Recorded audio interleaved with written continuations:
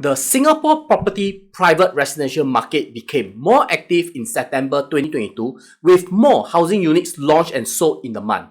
The overall property price index increased 3.4% quarter-on-quarter in the third quarter of 2022.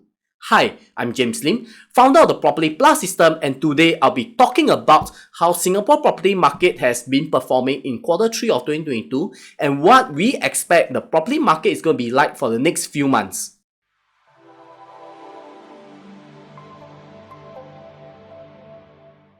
Now let's look at new developments first. Real estate developers launched a total of 913 private residential units for sale last month and sold 987 private housing units, which means for every 100 new private housing units released by developers, 155 units were sold in quarter 3 2022. Hence, the inventory of unsold housing units contracted further. Despite the economic uncertainty and rising interest rates, some home buyers are still very bullish on the property market as they acquire real estate both as a hedge against inflation and also as a means to grow your retirement portfolio.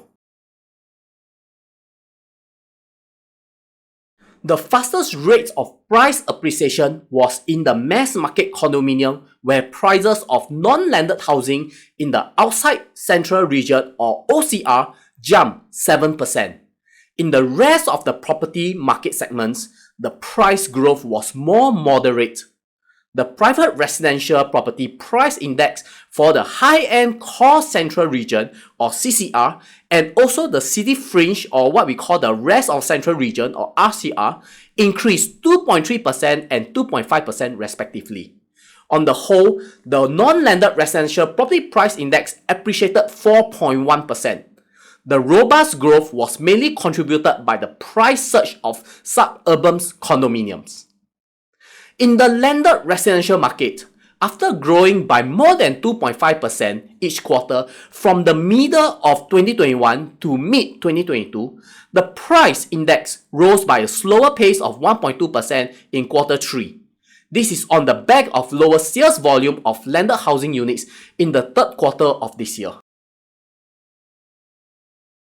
The private housing market activities is likely to slow down in the last quarter of this year, partly due to the seasonal year-end lull period and the lack of large suburban residential projects to be launched in the last quarter. Two of the biggest residential projects that is expected to be launched in the coming months are both EC projects, namely Copen Grand and Tenet. Some home buyers are not eligible to buy EC units, hence the launch of these two projects will not draw them to the market. A third reason for the expected slower launch and sales activities is due to the latest round of market cooling measures. In our opinion, the first two reasons would exert a stronger impact on the private housing market in the fourth quarter. This is because the effects of the latest round of government intervention would be felt more in the HDB housing market. It will take a few months for the effect to spread to the private housing market. This video is a summary of the Singapore property market performance for quarter 3 2022.